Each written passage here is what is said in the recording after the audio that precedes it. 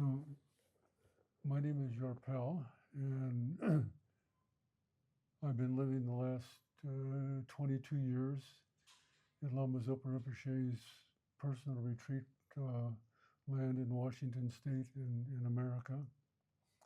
And the last 17 years, I've been living what's called a lifetime retreat. And it's a little bit of a misnomer because there's a lot of coming and going around that. But anyway, I've been able to stay in a good part of that in retreat.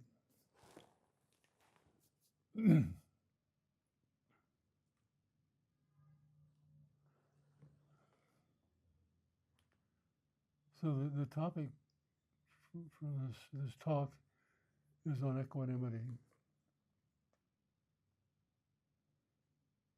And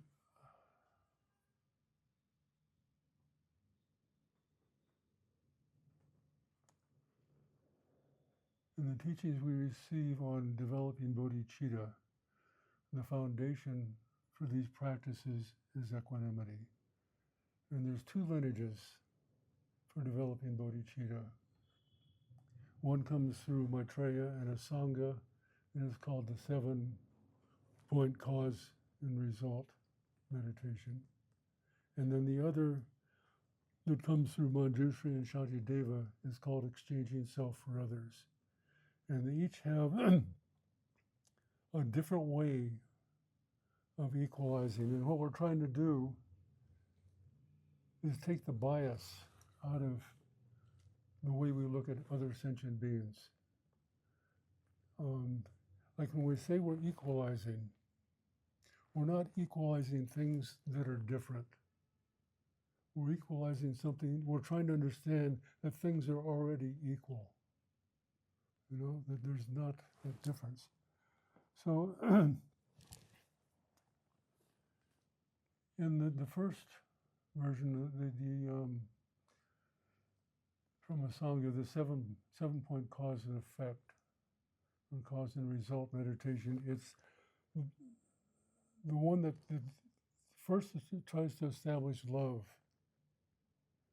like that. So we're looking at the idea that all sentient beings have been our mother, the kindness of mothers, the wish to repay them, and then the love and compassion coming from that, and then great compassion, which is the resolve that I must be responsible for the enlightenment of other sentient beings, and then the result of that is the bodhicitta, the idea that the only way I can properly do this is myself become being a Buddha. And the other side, the equalizing self from others, from Manjushri and Shantideva, is the idea that we're all exactly the same, and that we're all wishing to be happy and to avoid suffering. There's no one who goes about, there's no being that goes about their life looking to find suffering and to avoid being happy. We all have that in common, and so it's a common thread that comes through.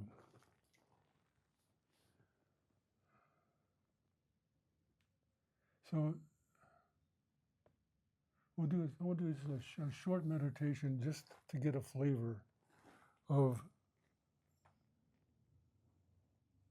the equalizing self in the 7-point cause and effect meditation, which is where we take and look at our relationships with someone who we are very close to and love and can hardly stand to be away from, and someone that we dislike so much that when they walk in the room we just want to leave, and then someone we don't really know at all, just a stranger or some vague acquaintance across town like that.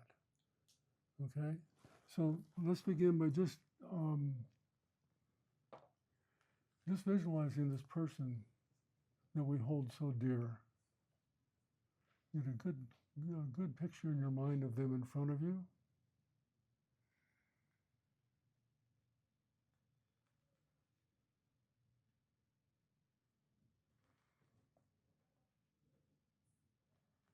And then try to examine a little bit why it is that I hold this person so close? Why do I love them? Why do I care for them? What is it about our relationship that makes me feel this way about them?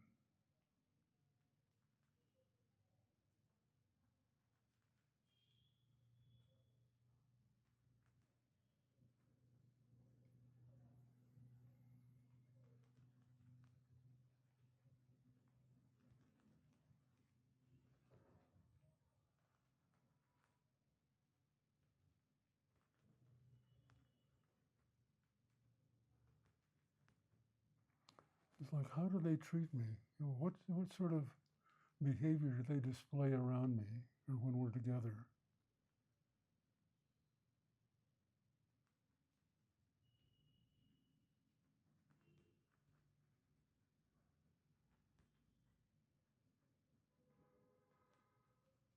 And why does this behavior please me and make me want to be with them?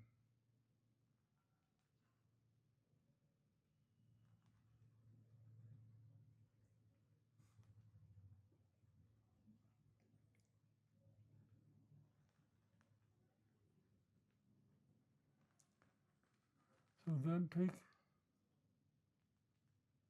and visualize, you can even beside them or just separately, someone you have a strong dislike for, someone you could almost call an enemy.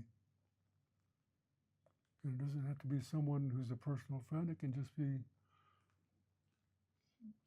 it could be a politician, it could be anyone who really, really upsets the peace in your mind.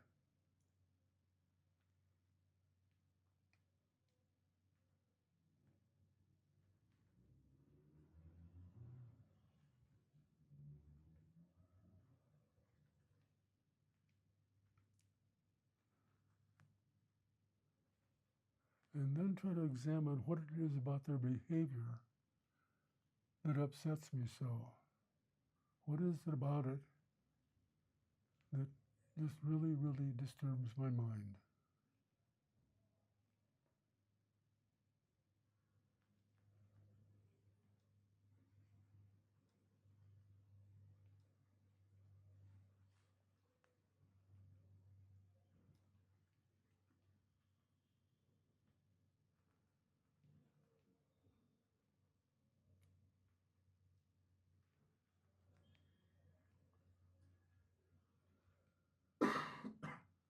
And then visualize the stranger as someone you really don't have much of a relationship with.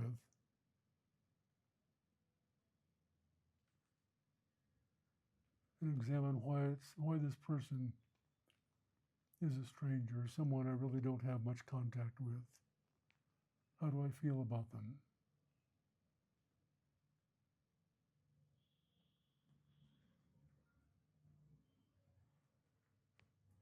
And do I view them as friend or foe?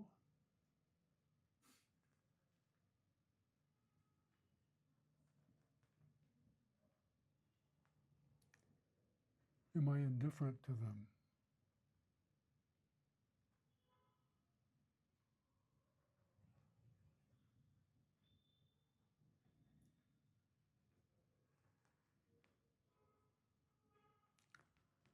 So when we examine these three classifications of people, what we find is that our egocentric way of looking at the universe is what determines whether they're a friend or a foe. You know, there's if this person who is a friend supports our activity, encourages us, whose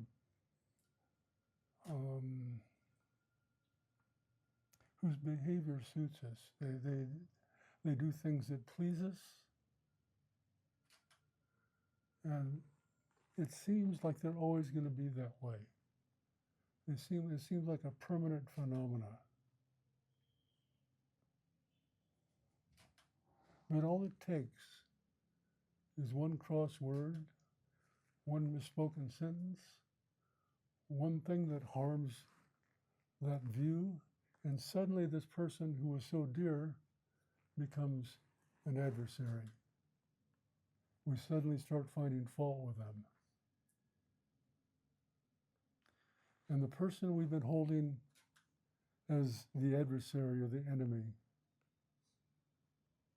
it may only take an apology, a simple word of encouragement, a small gift. And suddenly they're no longer viewed as the enemy, and they start becoming a friend.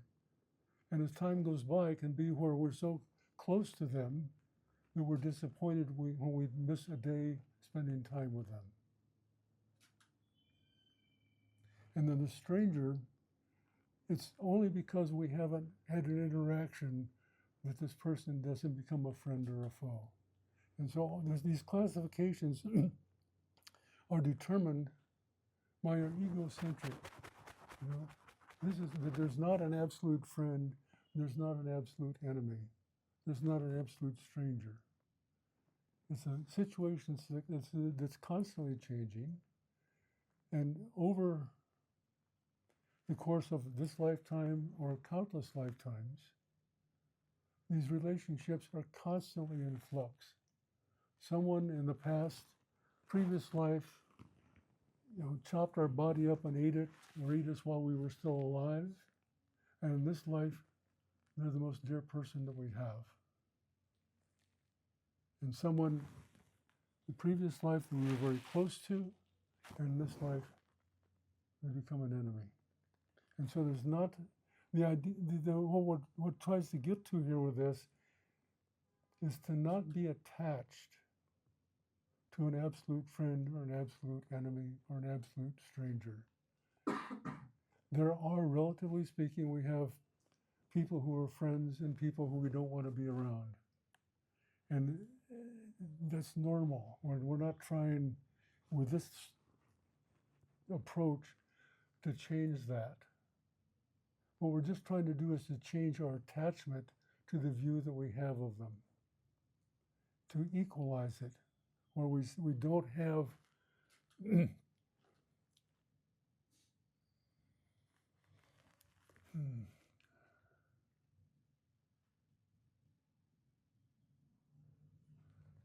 well, we just see that our experience of these beings comes from our own mind.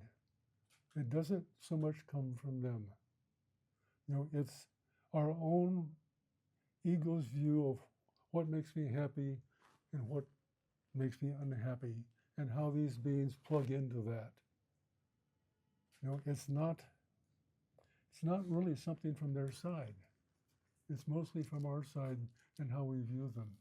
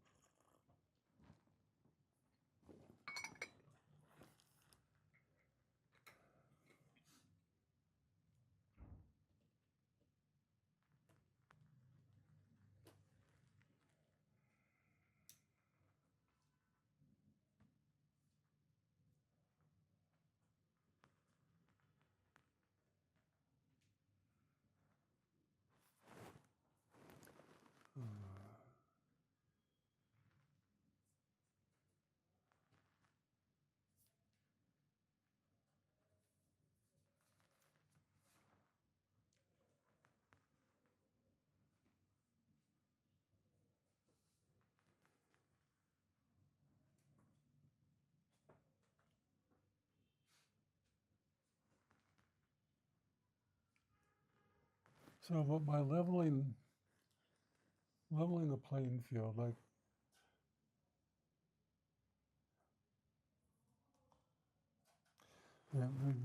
in order for us to have a strong wish to benefit a sentient being, that we see their difficulties, their problems, their suffering in life, and we wish them to be free of that. We have to have a sense of affection for them. We have to have a sense of really caring about them, because if we don't, we just dismiss it. It's based on the strength of that affection and love we have for others determines how much effort we're willing to put in to helping them. So this,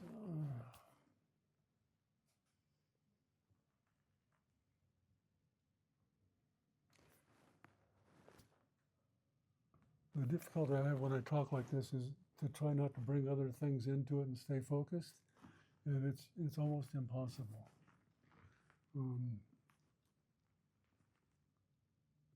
But what comes into this is the idea of love, the wishing these sentient beings, these other people, beings, whatever they might be happy. You know, and with that comes compassion. The other side of the coin is that they be free from suffering. And so the reason we approach these two methods, this particular method we're talking about now, is to develop an affection comes from an appreciation of our previous connections with these other beings. And so the 7-point meditation, which here I'm heading off to the right here, when we think about the fact that all sentient beings have been our mother, it comes from understanding the nature of our mind and the fact that our mind is beginningless.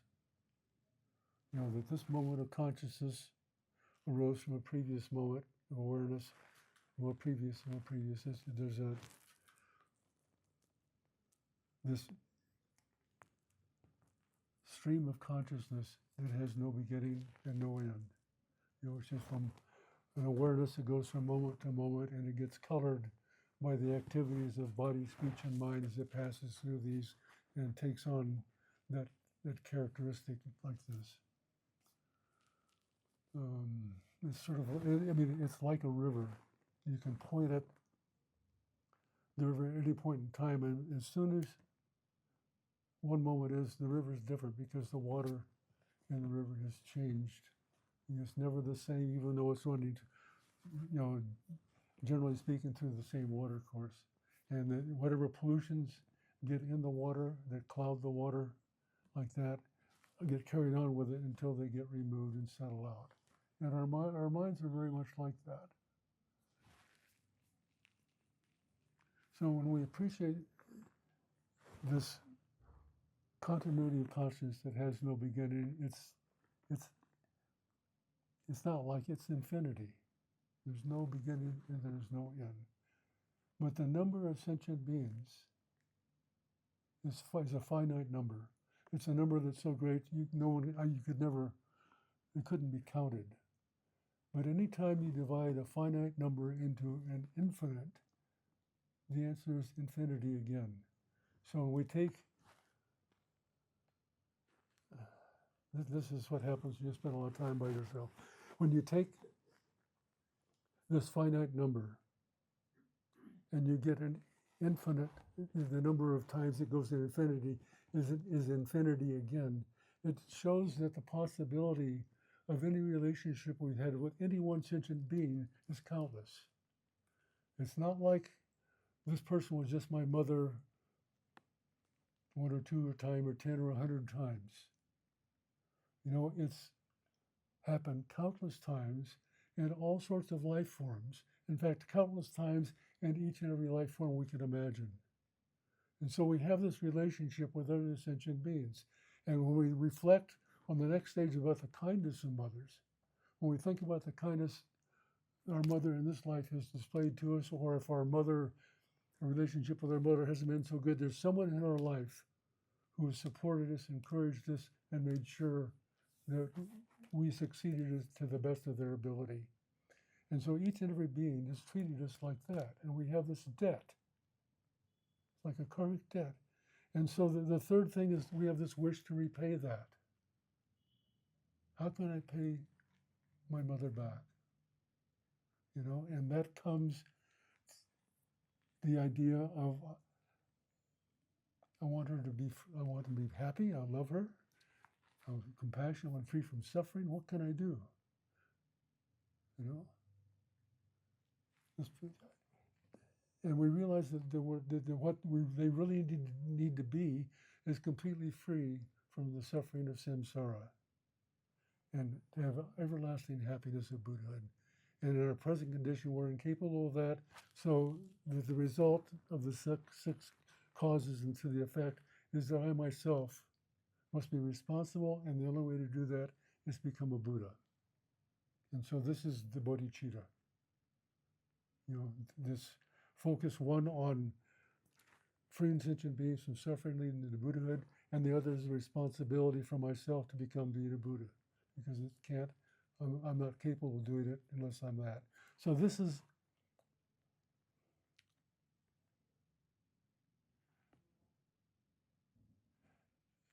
and for this to work, we can't leave out one sentient being. Like Lama Zopa Rinpoche says, we can't leave out one ant. If we do that, our bodhicitta is not going to be there. We can't discriminate and say, well, I really want to help this person and this person here. They've been so bad to me, I just can't possibly, get behind trying to make things, caring what happens to them. We have to care for each and every sentient being. To recognize that they're under the control of karma and delusion. The karma is the result of all their positive, negative actions they've done for countless lifetimes. And delusion, they're these afflictive emotions of greed, anger, jealousy, attachment, hatred. All these things are influenced, and they're like the pollutants in the water in the river. They can be removed, but that's not the nature of our mind. The nature of our mind is clean and clear, just like the nature of water is clean and clear. But as long as these pollutants are in it, the water is polluted, and the same with our consciousness, it's polluted. And so all these other beings are operating because they have no control, really. There's free will involved, but until they recognize, they're just constantly reacting to whatever comes up to them in some unskillful manner usually. Okay.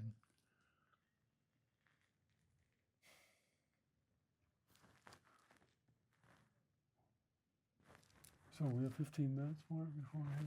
Yeah, then we just do a little break and then we keep going. Okay. Okay.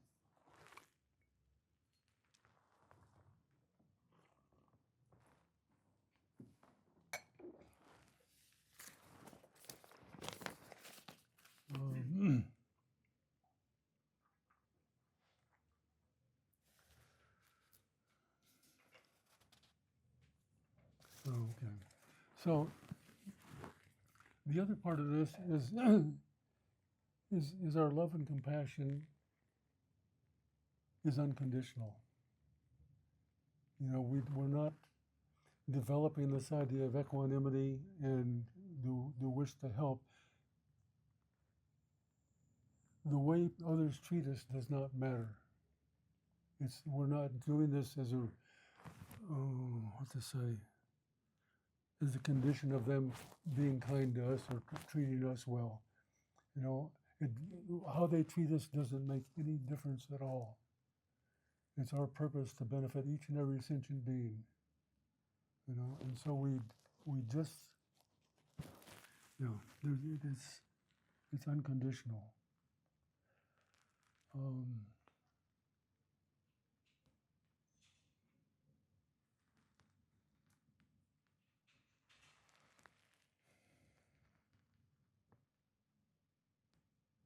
Okay. So I have to use some reference here for this next part.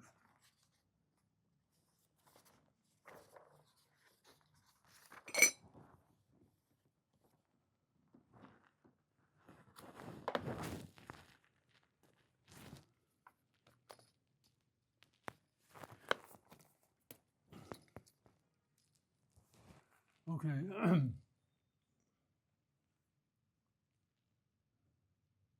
So I want to shift to the other method of equalizing self and others was taught by Manjushri and came through Shanti Deva.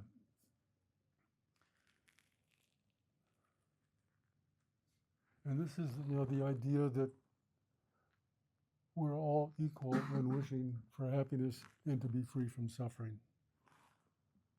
So, if we visualize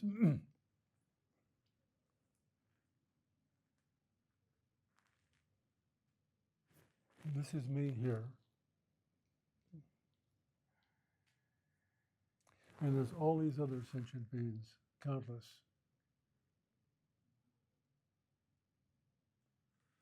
So, when we look at it, who's most important? This one I, or all these countless sentient beings? If we had a vote, who do you think's going to win? These, we are just one, and others are countless. They're countless. And for us to have this idea that my happiness is more important than all of these others, it creates a really painful situation in our own mind. There's this, someone is a continual struggle against that, because what gets us in trouble is this cherishing me and my happiness more than I cherish someone else's happiness. And like Lama Zopa says, our happiness begins when we begin to cherish others. This is the great secret, they call it.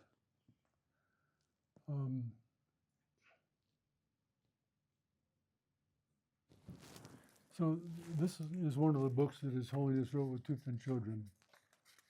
And there's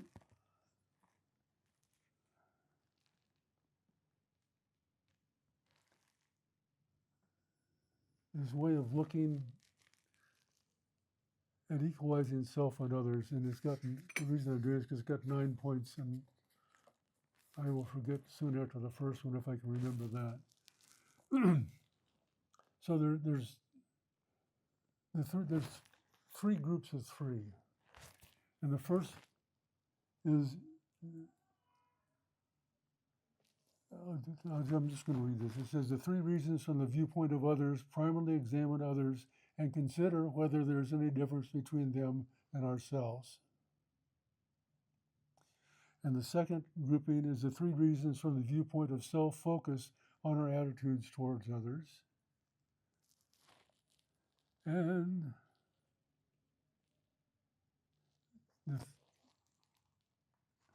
I'm having confusion. Anyway, then the third one is self and others are equal from the viewpoint of ultimate truth.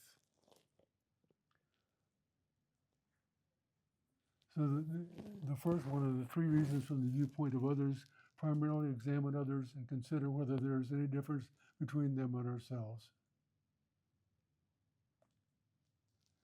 So the first one we've been talking about is that everyone equally wants happiness and freedom from suffering. I mean, we're exactly the same. Exactly the same. And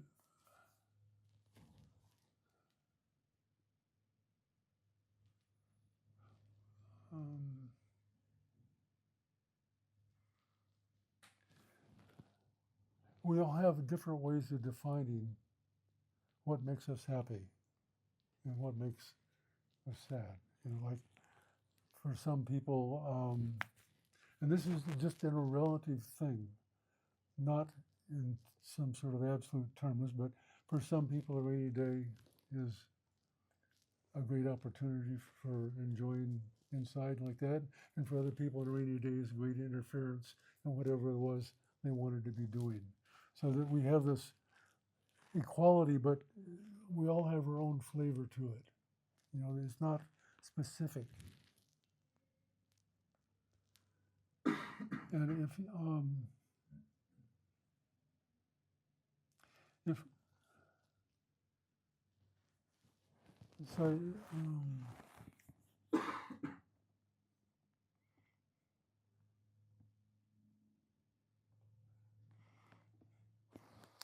going, it relates a little bit to the earlier part of the method, but the, to realize this, to not be partial to friends and impartial to the ones we don't like or don't get along with. And then the other is that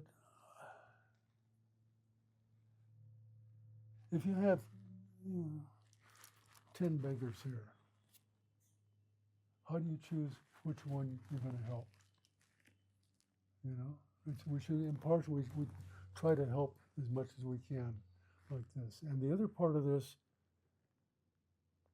in terms of the unconditional part, is like when we're giving, like you're in Bodha walking around the stupa, and there's, the beggars are there, and you give some money, and one says, "Oh, thank you, namaste, thank you, thank you, thank you," and this other one, you give them, they look at it and say, "Well, bugger off, mate.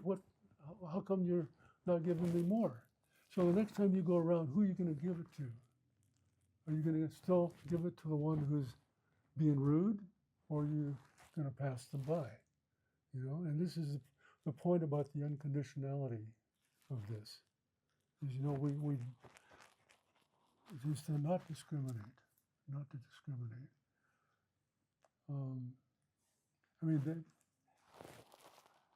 When we look at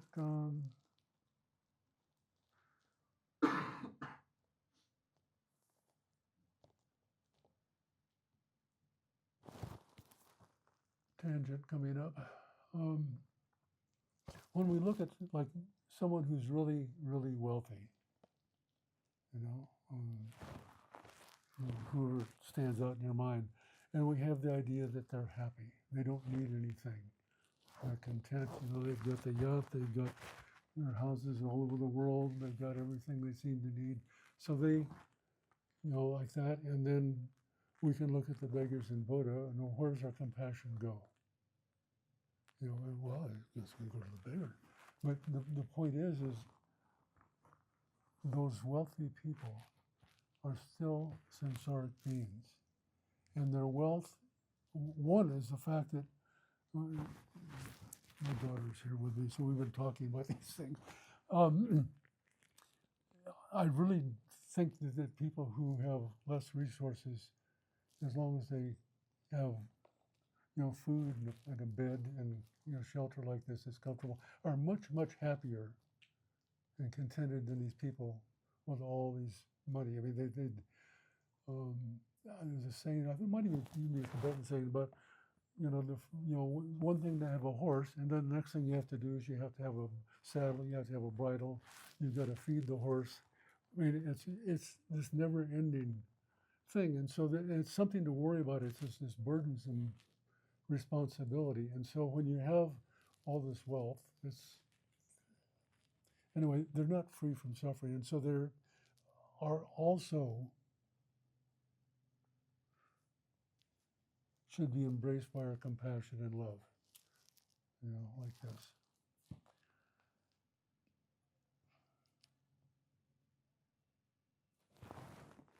Okay. So the second category is the 3 reasons from the viewpoint of self-focus on our attitudes towards others, which is I've been doing already.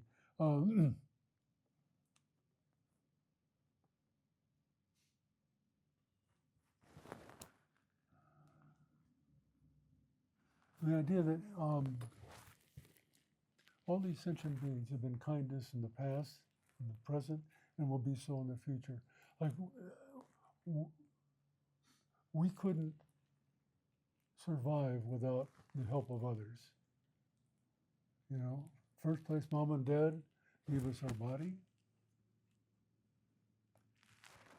food, shelter, clothing. We can't think of anything that we have and use that doesn't come from somebody else's effort. And we call that kindness. Whether they're deliberate about being kind about it or not makes no difference. What it is how would I have a cup of water or tea without a cup. And somebody had to dig the clay and find the water and all the different things that had to happen for this cup, and then also the water that's in it.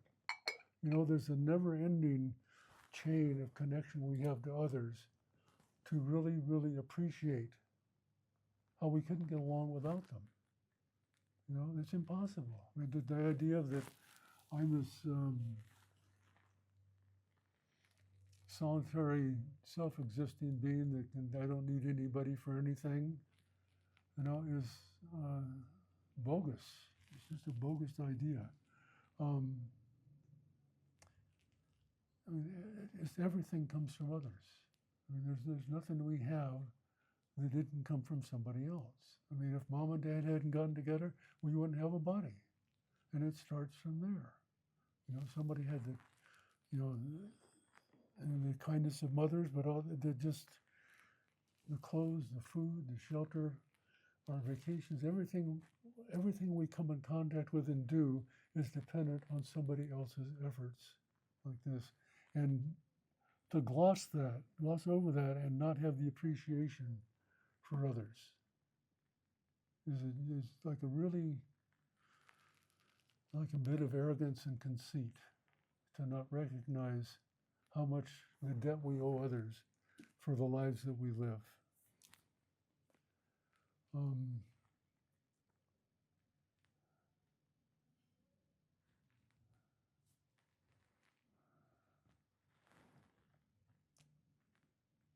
And the fact that we share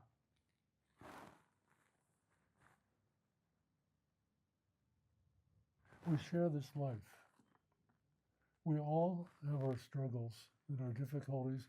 We all have our joys and pleasures and what has, like that. We share in this, I'm not sure what you would call it, but this experiential area where we just all share like this, and it's we share samsara. We share the sufferings of samsara, the suffering of suffering, the suffering of change, and the compounded suffering. And that we treat each other so poorly is quite astounding.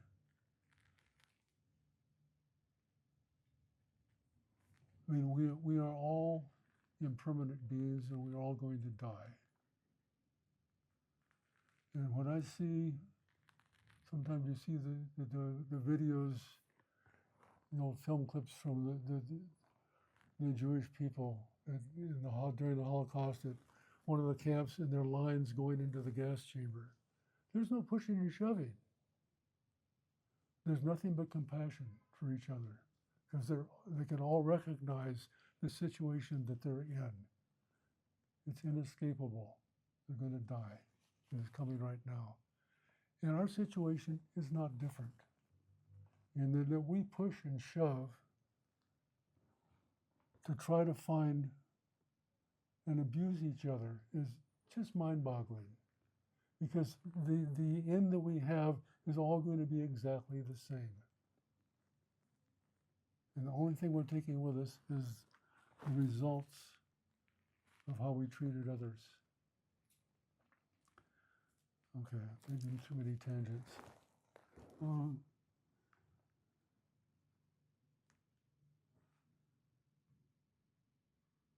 Okay.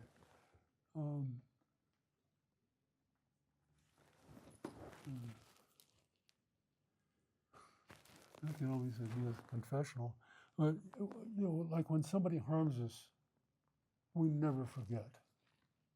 This person treated me badly, did that.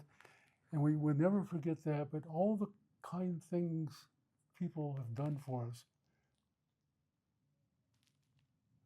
we tend to forget or displace what that is. And what we hold on to sometimes, it's easier sometimes to hold on to some being wronged than to being somebody supporting us. If that makes any sense at all, I'm not sure.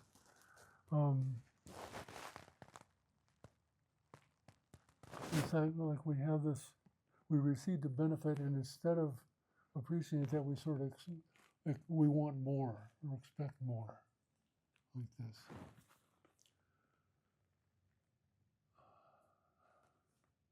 What is it? The third.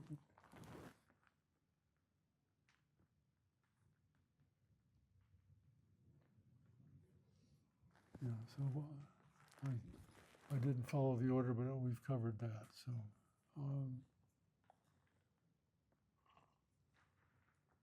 Later, 8 o'clock. If we can do a little break, just pee break, 10 minutes would be good. Okay, we can stop and then